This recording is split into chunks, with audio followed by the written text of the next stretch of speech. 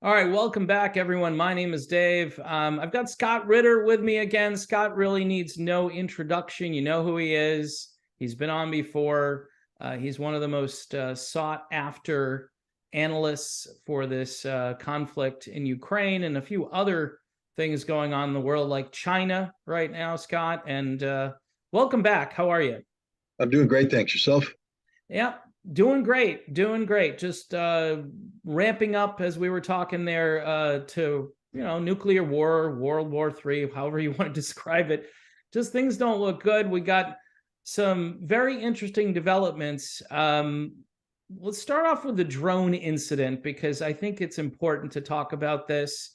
Um, the Russians, I guess, they're trying to recover this drone. This was what they call a Reaper. I'm not really that familiar what the Reaper can do. Is it just intelligence gathering, or does it have any other capabilities? No, the Reaper's a very advanced system. It can carry weaponry, Hellfire missiles, newer um, laser guided bombs, things of this nature. On this particular mission, it was on an intelligence gathering mission. It had strapped underneath its left wing, I believe, an advanced signals intelligence, electronic intelligence collection pod. So it was on a very provocative flight profile designed to anger the Russians deliberately. This was a deliberate action by the United States, hoping to prompt the Russians to activate certain systems that would allow the United States to gather intelligence that could then be passed on to the Ukrainians. Understand that that's what we're doing. We're not gathering intelligence for our sake. We're doing it as part of a cooperative, um, arrangement with the Ukrainians, where our intelligence is used to assist them in the targeting of Russians, to kill Russians, to destroy millions of dollars of Russian equipment. So, from the Russian perspective, what the United States did was an act of war, an active participant in war, and Russia would have every right to shoot down this aircraft. But because Russia doesn't want to go to war with the United States, they made every effort to get the United States to terminate the flight of this drone. 19 passes. 19. I mean, I don't know if you're the drone operator why you don't get the hint. 19 passes, and then in the end they used an old tactic. It's a tactic that goes back to the Cold War. Dump fuel. You dump fuel on it and you try and get it to go away. They used to dump fuel on our manned reconnaissance aircraft to get them to move away, and they dumped it here. And apparently, the propeller blades of the Reaper can't withstand the weight and velocity of the liquid, and they got bent out of shape. The plane lost its aerodynamic qualities, and it went into the water. I understand the Russians right now are actively trying to recover it. And from their perspective, they hope to gain access to this pod and find out what exactly the United States was up to. Yeah. The way, of course, it was reported in Western media is that the Russians took it down, and this is an act, provocative act on their part, not on our part. And it kind of reminds me, Scott, of all of the just what I would call pretext or false flag type activities to then go to the American public and say, look, this is bad. I mean, look at what Russia is doing here. And that was really, at least a 2-day news cycle. It just kept going where, and I was waiting for somebody to go on TV. And then, of course, we had Lindsey Graham go on TV, and he's mad, of course, that the Pentagon isn't acting quick enough. We're not doing enough. Is this just propaganda, Scott, so we can just put our cards on the table and say, look, we are directly involved? I mean, you and I know the United States are, but the general public thinks this is a war that Ukraine is fighting against Russia. So this is, I think, one step down the road toward trying to convince the American people that, yeah, this is a worthy endeavor, and now the Russians are the ones being provocative. Well, the good news is that Lindsey Graham is once again proving why he should never, ever, ever, ever be allowed into the White House. He's a grossly irresponsible human being. a warmonger of the highest order. And if there was justice in the world, he'd be hauled before a court of appropriate jurisdiction, found guilty of crimes against humanity, and hung by the neck until dead. No, I'm serious. This man is a criminal of the highest order. He is literally, and every American listening to this, before you get mad at me, contemplate. He wants your children to die. He wants you to die. For what? So Lindsey Graham can stare in a camera and look tough. He's never been tough in his life. I mean, if you want to come up with the living embodiment of perfumed flower, it's Lindsey Graham. There's nothing manly about him. And yet he wants to sit there and talk as if he's a man, as if he's the fighter pilot that would go up and fly an escort mission for the next MQ-9 Reaper to fly a provocative flight mission profile along the coast of Crimea, one of the most heavily militarized zones in a war zone. Does Lindsey Graham not understand that Russia is at war with Ukraine, a war that we provoked? Well, of course he understands it, because in 2017, he was in Ukraine telling the Ukrainian soldiers, it's time to go on the offensive, that America's with you. We want you to go on the offensive against the Russians. This is a war against Russia. That's Lindsey Graham saying that. And again, I want to remind everybody that when the war starts, Lindsey Graham will take his perfumed ass and sit it down in some sort of underground bunker in Washington, D.C. area while your sons and daughters die. So this little fat, pompous asshole needs to shut up or be told to shut up. He shouldn't be allowed to pontificate. I know he's a senator, free speech. That's his duty, responsibility, but he should be dismissed, mocked, derided. In the old days, we were tar and feathered this fat prick. And that's what he deserves. He deserves to be tarred and feathered and hauled out of Washington, D.C., dumped into Potomac, and maybe he can swim and survive. Hopefully not, and he'll drown. I don't like this guy. He wants everybody to die. He's stupid. Good news is he doesn't have a vote. Literally, he has no power, none whatsoever. Lindsey Graham is a powerless prick. And so all he can do is stand there and pontificate on TV. The people that count, for instance, General Cavoli, the commander of U.S. forces in Europe, commander of all allied forces in Europe, he did the wise thing. While the State Department was shouting out, we have a right to fly anytime we want, anywhere, and this will not stop us. Well, he said, shut down the operations right now. We're going to do a review. The wise thing to do. Maybe people should just start asking, why are we flying this mission profile? There's a thing called, risk gain assessment. It's normally done, what smart people do. We want to accomplish X. In order to accomplish X, we're going to do Y. But the potential consequences of Y could be Z. Is X greater than Z? If the answer is yes, then you do X. But if the answer is no, then you don't do X. And maybe somebody now needs to take a look at this and say, what we're doing is stupid. First of all, is the intelligence we're collecting of such a quality that it's worth going to war over? And the answer, of course, is no. We can collect this intelligence using other means. The Reaper is not a strategic asset. It's a tactical asset. Flying that close to Crimea could be used to collect, cell phone data. I mean, you go back to what it was used for in the war on terrorism. It could go and collect cell phone data, some radio data, some other signals data, low power stuff that maybe satellites can't get. I don't want to get into too much technical details here on things, but it's common knowledge. But what's also common knowledge is when the Reaper takes off and flies on a pattern, I would imagine that the Russians send out an alert to everybody with one of these things, and it says, shut her down, put it in the bag. And they grab their little bag and they put it in there and they zip it up so no signals are in, and the Reaper comes by and gets no intelligence because it's not a covert asset. Yes, we might have turned off the transponder so it can't be easily tracked, but the Russians have radar and they put fighter planes up there. They tracked it. So you're not gathering intelligence. You're provoking the Russians. That's what you're trying. You're trying to prove a point that Crimea does not belong to Russia. That's simply the point we're making. You see, because the Russians have, as they are allowed to do by law, It's international airspace over international waters. Yeah, but the Russians get to shut it down when they want to for sensitive military operations. And the Russians have said, this is a sensitive military operation. We're shutting her down. And in comes the drone, and they say, you can't fly. And say, well, you don't own Crimea, so you don't get to shut down the airspace. And Russia went, try me, and brought it down.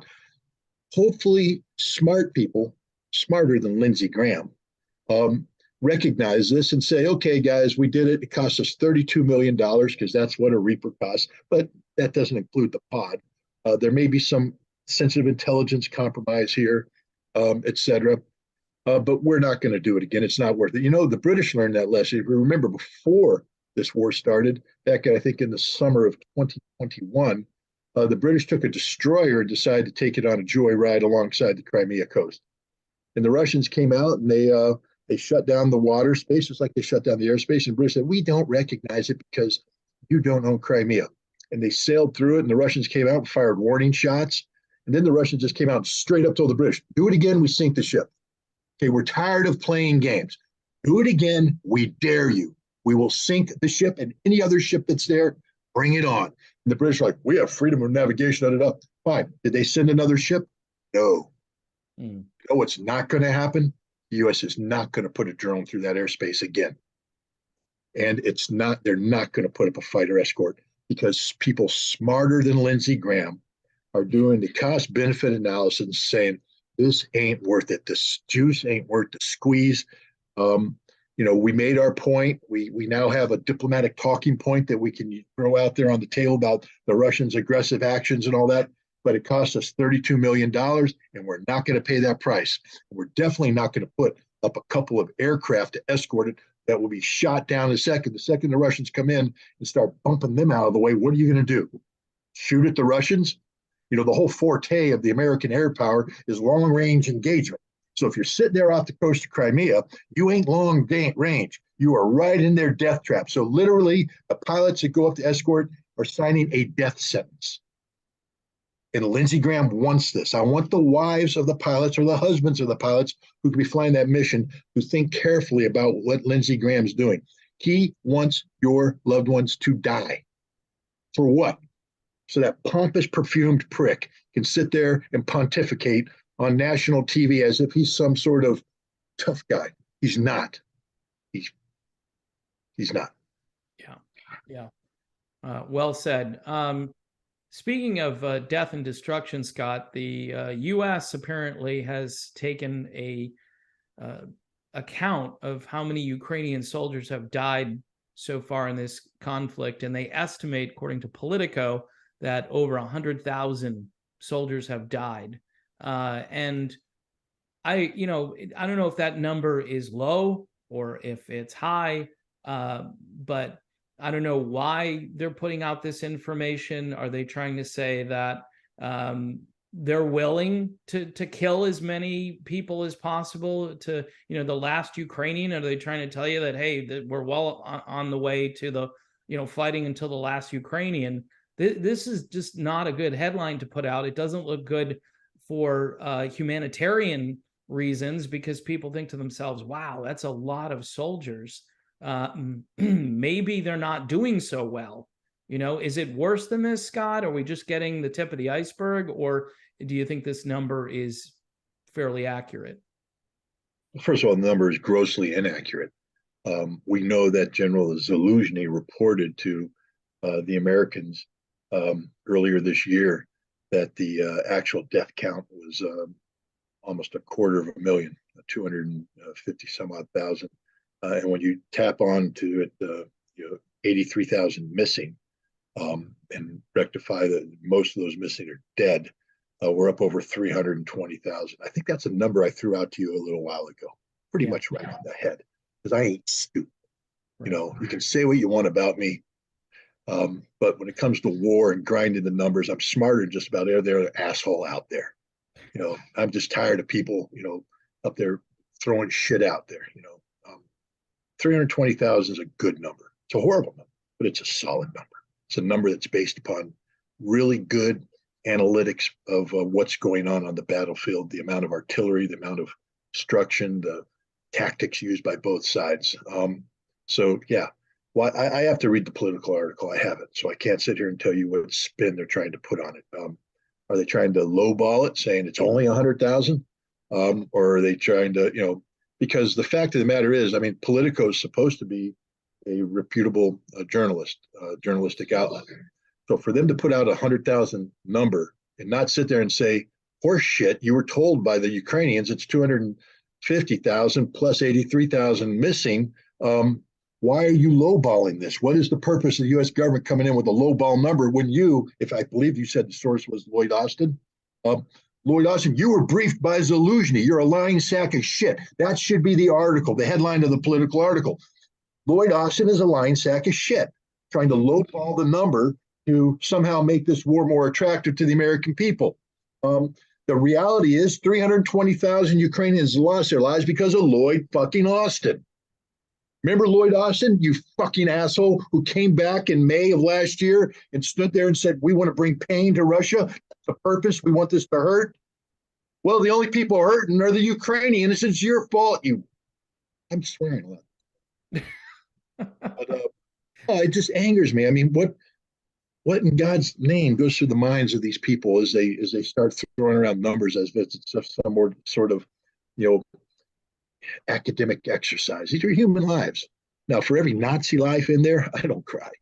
Right. Not at all. I really hope that before they died, that it was mangled, they're bleeding, they're suffering. I really don't hope that, because nobody deserves that. But I have no sympathy for the Nazis.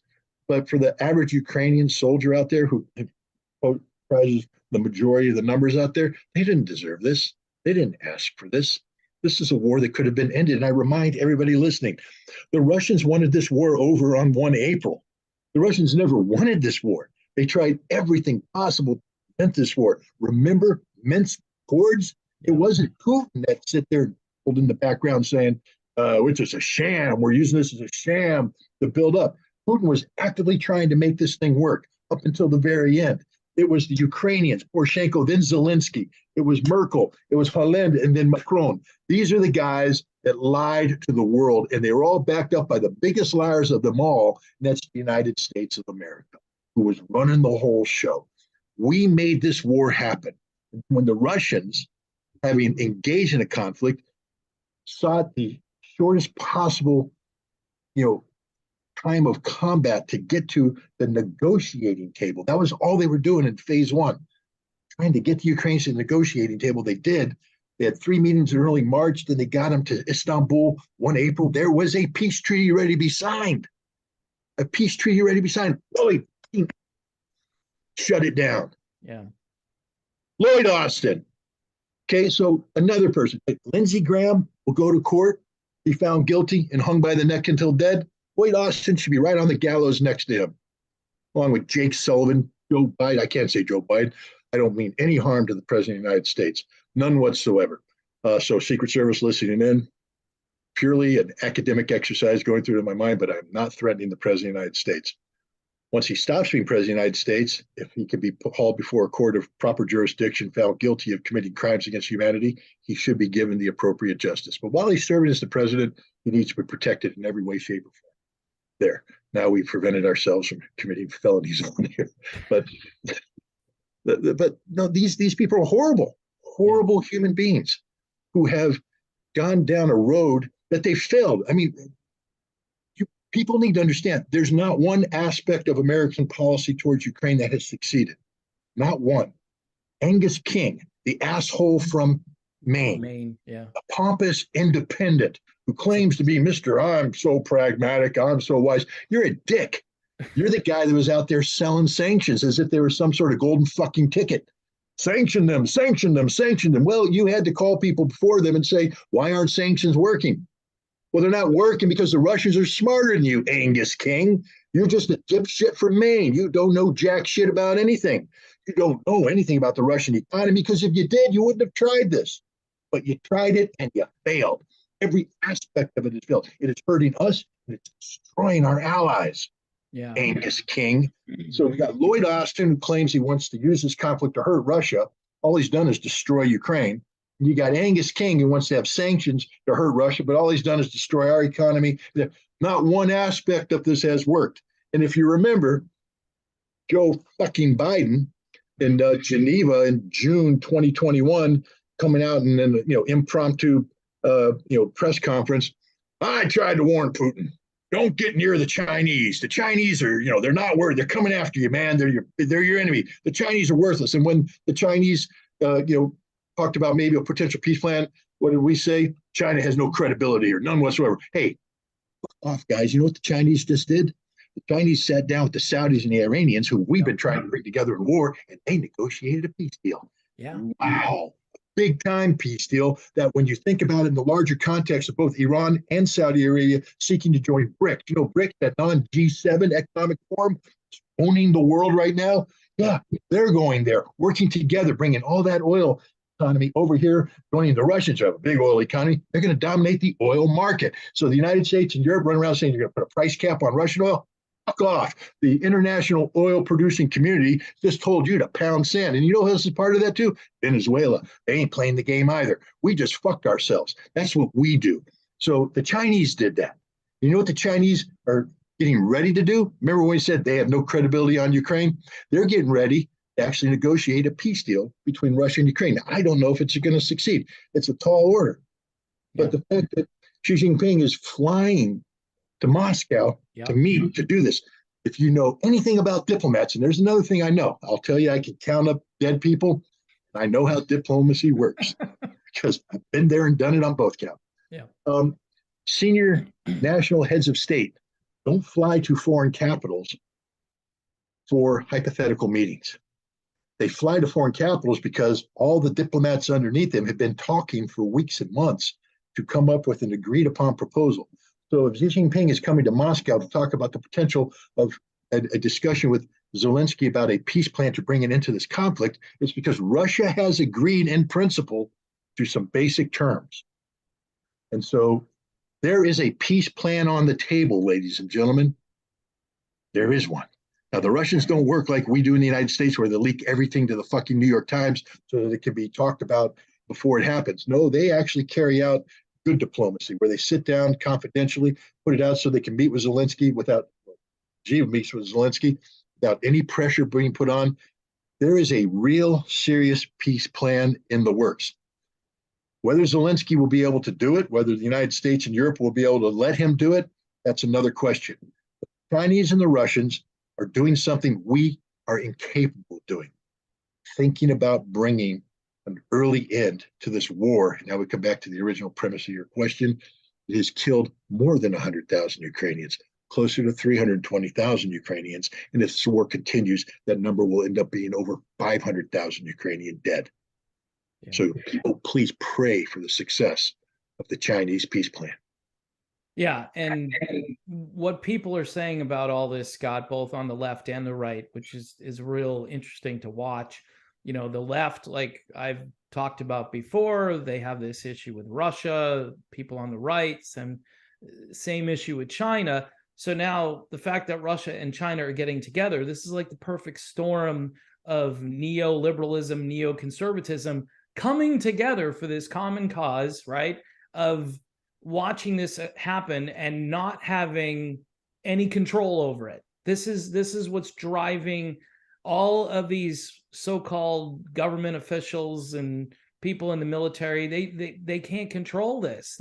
There's nothing they can do about it. And we talked about BRICS a long time ago, but BRICS is looking a lot cooler. I'd like to join BRICS. I'd like to be a member of the BRICS because you know why? Well, I can get cheap energy, Scott. Saudi Arabia is my new filling station, right? And we're just looking the other way because we're just going to keep building solar panels because they're going to solve all our problems. And we just need more solar. We need more electric cars that people can't afford.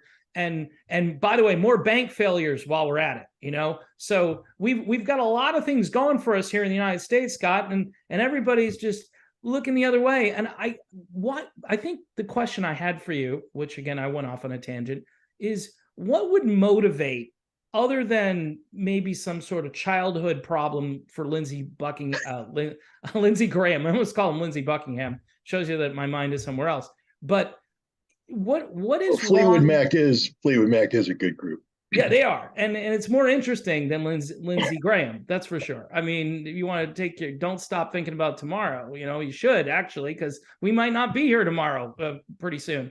But the point I'm trying to make here is what's the motivation? What are we getting? What is the United States getting out of all of this other than like they're losing their mind because they're losing their world dominance? And this is crazy to think this way, because when I was a kid, hey, the United States, greatest country on the planet. We're, the world's peacekeepers. The world, we make sure the bad guys don't do bad stuff. And now we're supporting. You mentioned these nice Ukrainian Azov folks over there who, you wouldn't be all that upset if a few of them, all of them. Sorry, you wouldn't be upset that they all just got wiped out. And that's how we were during World War II, I'm thinking, right? So what happened? Why? What changed, Scott? Well, I mean, what changed is that we have a socioeconomic political model that Dwight Eisenhower warned us about. It's predicated on a military-industrial commission congressional complex that needs global conflict or the threat of global conflict to justify its existence. So the United States literally cannot live in a world that's at peace. I think people should reflect on that. We can't live in a world that's at peace, because if the world's at peace, then the basic underlying assumptions made about every aspect of American life go away. We have to be at war. We are the cancer to the world. That's the reality. Now, the good news is the world appears to have some very effective chemotherapy that's killing the cancer. Nice. And so the world is now, the cancer is very dangerous because it has this nuclear, aspect to it that can suddenly metastasize and kill everybody if it decides what. So you have to be careful how you excise the cancer. You don't want to burst it and get it to infect the body. But that's what the world is doing right now. Now you say, why are we behaving the way we behave? I went through flight school in the Marine Corps, and before you do this, because we are a naval service, we got to learn how to operate in the water. So I remember one of the very first thing it is, and I mean the story is pretty funny because I wasn't supposed to go to flight school. They had no intention of sending me to flight school. I was an intelligence officer in an artillery battalion, but I was off doing weird stuff in the desert, building capabilities that apparently violated the law. I didn't realize as a young lieutenant, and I went out to the Defense Logistic Agency and acquired a whole bunch of radios that I signed for, but where I wasn't authorized to have. And I talked to General Motors about modifying a Humvee, and I talked to another group about modifying electronics, and I built up a couple $1 million worth of debt to the Marine Corps that I wasn't authorized to through. I built a really cool thing that allowed us to use RPVs for the first time to adjust artillery and to connect radar with the RPVs with the counter battery so we could fire on this. When people wonder how I know about artillery, I invented half the shit that they're using out there today. Now, I have to tell you, what they're doing is so much better than what I was doing, but I was making it up on a shoestring, actually on no budget, because I was apparently spending money I didn't have. So when phone calls started coming in to the commanding general about who the hell is this Lieutenant Ritter and why are we suddenly having to pay $1 million bill for this? And they called my battalion commander. My battalion commander is going, well, he really is trying to do the right thing. He's out there right now in the desert making miracles happen, and you want to put him in jail. So he called up and he said, we have to make him disappear real quick. And they went, well, there's a school seat at the flight for aerial observers, go down and operate. They said, get him to it. So I was literally pulled out of the desert, taken in and told, disappear. But but before you disappear, you got to qualify in swimming. And it's a very advanced swimming thing. And so I'm like, I haven't swum a lap since I left the Marine Corps Officer Basic. I mean, I've been out here in the desert. I had to go to the swimming pool. And one of the things they teach you after you do all your counter drowning and your buoyancy and you have to swim your laps. So I'm already freaking exhausted. And he goes, okay, now we have to teach you how to recover a drowning person. And this comes back to why I'm bringing this up. Yeah. If you're in the water and you're drowning and somebody's coming out to help you, logic dictates that you will do what that person tells you to do. You will follow the instructions and you will be rescued and saved. Logic. But what I learned in learning how to rescue a drowning person is that logic has nothing to do with what's going on. They are terrified. They are panicking. They are going to punch you, bite you, kick you, gouge you, scream you, kick you in the nuts, spit at you, whatever, to prevent you from rescuing them because they're scared. America is a drowning person. Yeah. The world is trying to rescue us. They're trying to give us the lifeline. They're trying to send out that rescue swimmer. And what we're doing is elbowing them, gouging them, biting them, kicking them, screaming them, trying to drag him under with us. That's what we are right now. So please don't try and find some logic in what we're doing. Lindsey Graham is part of this drowning process. He knows we're going down. And so he's basically like, except he could never be an old boxer because he could never box to begin with. But he's somebody who's trying to relive past glory, or at least a time when we had past glory that he could continue to steal as a representative in the United States Senate, pretending that he's somehow tougher. Because this man's been traveling all over the world trying to promote war, literally traveling all over the world trying to promote war. He is responsible for the deaths of millions of people. Yeah. That's why when people say, why do you have it in for Lindsey Graham? Because he's a mass murderer. He's a mass murderer who operates in our collective name. But he's symptomatic of this drowning victim right now that is the United States. And we are kicking, screaming. And if left to our own devices, before we go down, we're going to take everybody down with us because that's what drowning people do. Yeah. It's just incredible what all of this is doing just to the American people have so many other problems going on, Scott, and a few banks right, failing, and some of us take a look at this, and you and I were paying attention to this every day, but most people are like, man, do these people not know? Have they been to the grocery store lately? Have they tried to, put gas in their car and do the basic things? I mean, the inflation rate is through the roof, and they don't see a correlation between our foreign policy and the banking crisis or anything, but it's all connected, isn't it? It's all connected. Well, I mean,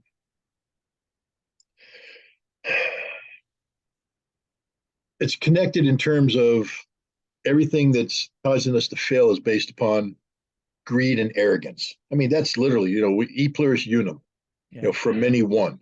That's supposed to be our motto. I don't know what Latin is. Give me more money, but because that should be the motto of America. We are the greediest people in the world, and if you have it, we want it, not at a fair price, but at a price that allows us to continue to, promote this psychology of consumerism. Because what is consumerism? It's about us going out and spending money to acquire things at a price that promotes the continued spending of money. Because if you make it too expensive, we can't afford it. So then we don't spend on it. So everything we want to buy the price has to be lowered. Now, how do we do that when the components of what we want to buy, if you priced it out using market value, would price it up to here? We have to go out and basically steal from the world. This is what we do. We take what you have, we steal it from you so we can bring it home and package it up and sell it at prices affordable to the American consumer. Greed, greed, greed, greed, greed. And so this is your mindset. This is the engine that makes America work. Except for the defense industry, where they have the exact opposite thing, where they take things that should only cost this much, but because everybody wants to make money, it ends up costing this much, so they can take all the money from us and give it to them, and et cetera. But when that's your approach, back in the 20s, we had the great, the collapse of Wall Street led to the Great Depression. Right. And the reason why Wall Street collapsed is because people were greedy and they wanted to make free money. I mean, that's what the stock market is. The stock market should be the most insulting thing to the average American. Yeah. Because if you and I want to earn money, I either have to go work for a guy for hourly wage. He basically has determined that an hour of my time, of my life, is worth X amount of money. And I have to produce so many hours to get that much money. Then the government takes a lot of that away, but that's what I come home with to work. Or a product produced by me gets this price. So in order for me to make money, I have to write out, X number of articles and get paid for those articles. All right, and that's fair. We understand that. That's a relationship, a business relationship. Stock market is about taking money, sometimes money you don't even have because they borrow on leverage, and investing it, and then doing nothing, literally doing nothing, and then having it turn into lots of money. And now so you give it to an investment group, and if they underperform, God forbid they only give you 12% return. What do you mean 12% return? I wanted 40% return. Well, if you want 40% return, we have to do even more stupid shit. Do stupid shit. Well, that's why Congress came in and said, we're going to pass the Don't Do Stupid Shit bill. I think it was called Glass-Steagall. And it basically prevented banks from doing stupid shit with my money. The money that I made by working hourly wages or writing articles, and I put into the banks, and I created this pool of money, of wealth for the banks that they turned around and gave away to rich people so they can make even more fake money. So you're supposed to prevent that. But then the rich people said, well, we're not making as much money for free that we wanted to. And so Congress went, well, we'll start removing this, we'll start moving that. Bam, we're right back. And I don't know the exact reason why a Silicon Valley bank failed, but my understanding is they had some bad banking practices that were empowered by the elimination of regulations that would have prevented that. And I can pretty much guarantee you that if Silicon Valley Bank is doing stupid shit, every other bank in America is doing stupid shit because they all think the same. There's hardly any banks in America that say, we care about our clients.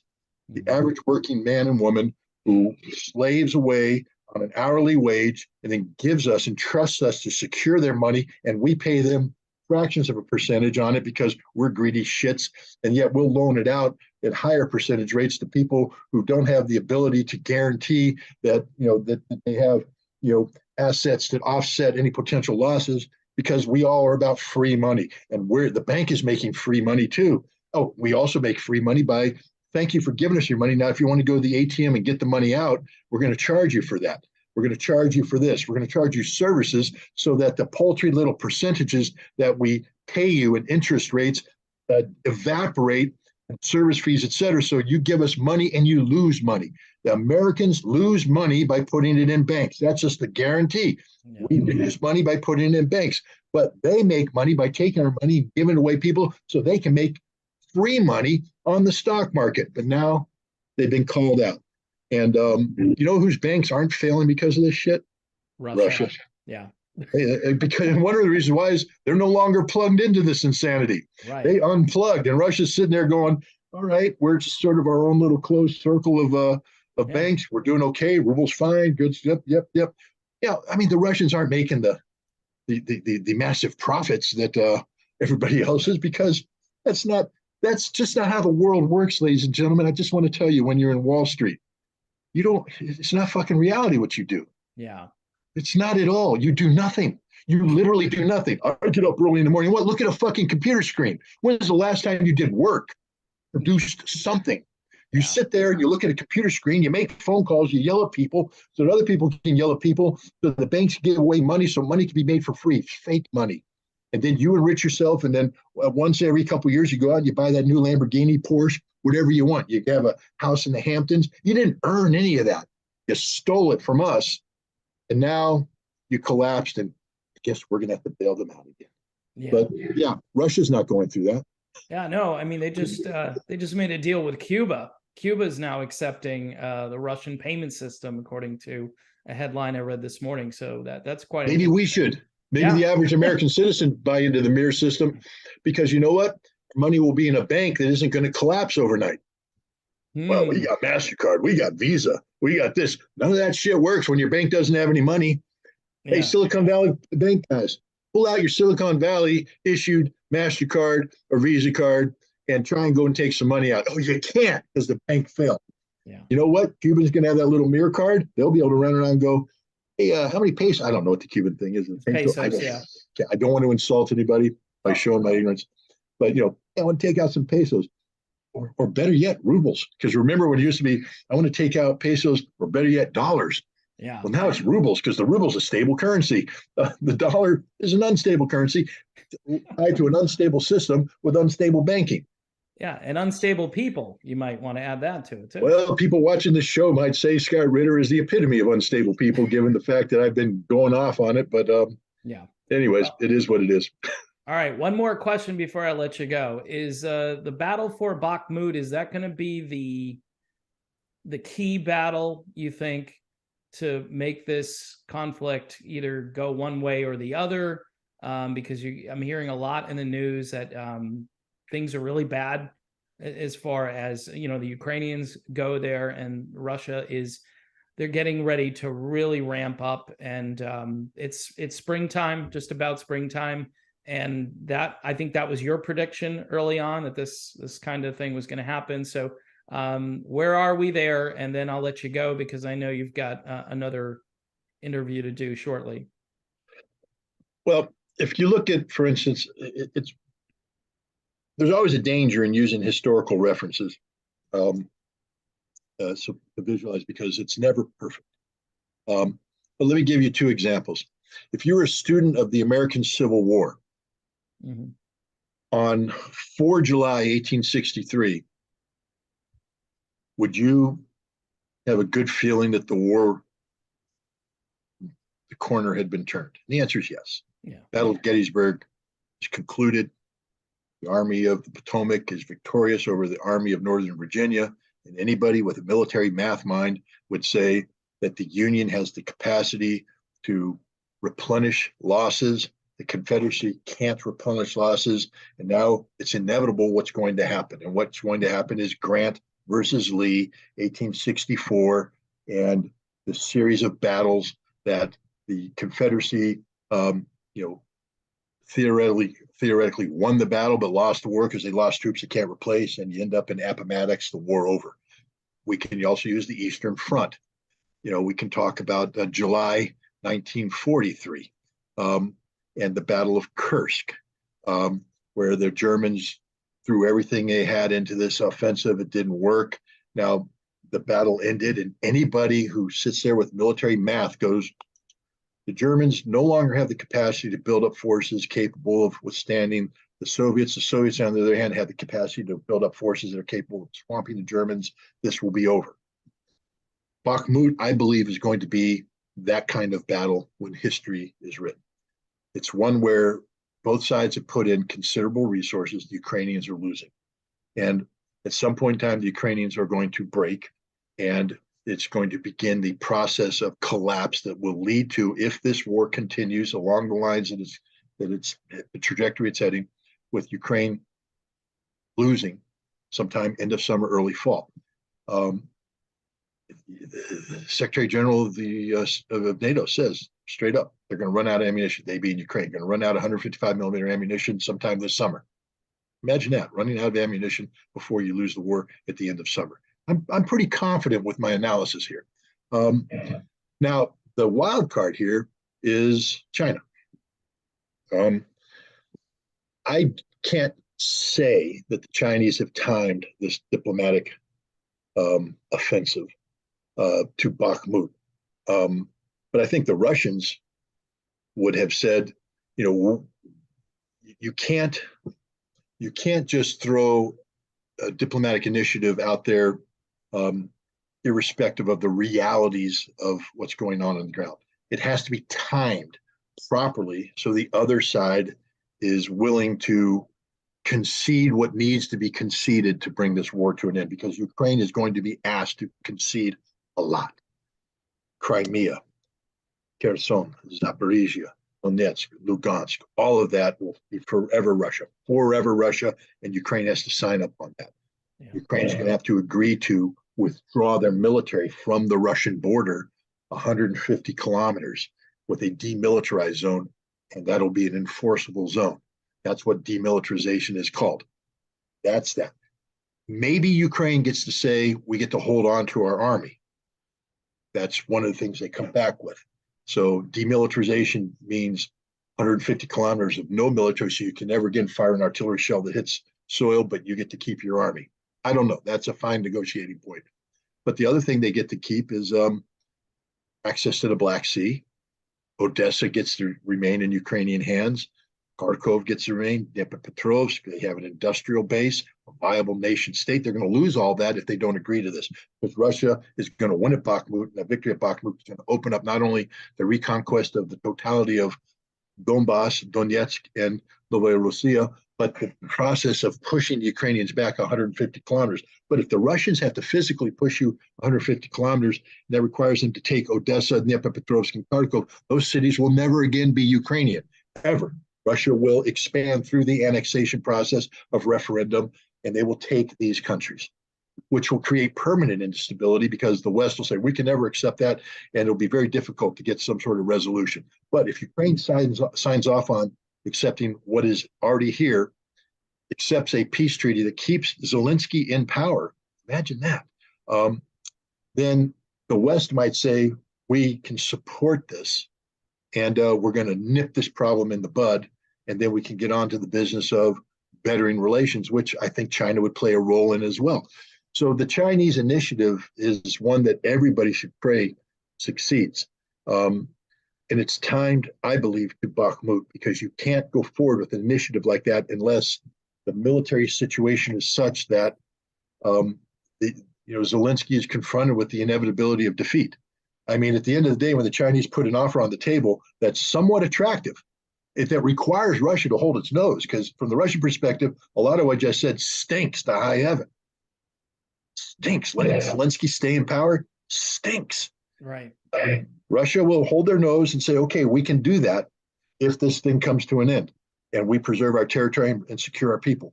But Zelensky can't do that if someone says, but boss, you can still win. Really? Nah, forget this peace treaty. I can still win. But Zelensky turns around and they go, boss, you can't win. You're going to lose. And the Chinese just came up with it. Their academy, military academy, just did the same thing. They've written a study that says Ukraine loses this war this summer. Imagine that. And so that's why I think the Chinese are also empowered to come to Zelensky and say, hey, guy, we ran the numbers. Scott Ritter's right. You're going to lose big time this summer. And therefore, this is the best deal you're ever going to get. This is a good deal. This allows Ukraine to survive as a nation. It allows you to stay in power. It allows your military to have honor. Yeah, you can never join NATO, but at least you're alive. And it doesn't shut the door to EU membership. I mean, that's another thing, because if Ukraine gets taken, they're not going to join the EU. No. But right now, bringing it into this conflict actually creates the conditions for EU membership. Now, EU is not going to let this rotting, stinking cesspool that is Ukraine join, but that's their business. From the Ukrainian perspective, the door still remains open. So it's the best deal in the world, but it's a deal that can only happen because of Bakhmut, because of the Battle of Bakhmut and the decisive defeat that's taking place in the Ukrainian army. Well, there you have it, folks. You won't get analysis like this on regular channels, or at least the mainstream media. Scott Ritter, thanks so much for being here, sir. I know you got to run to do another one of these, and we appreciate you being here. Well, thanks for having me.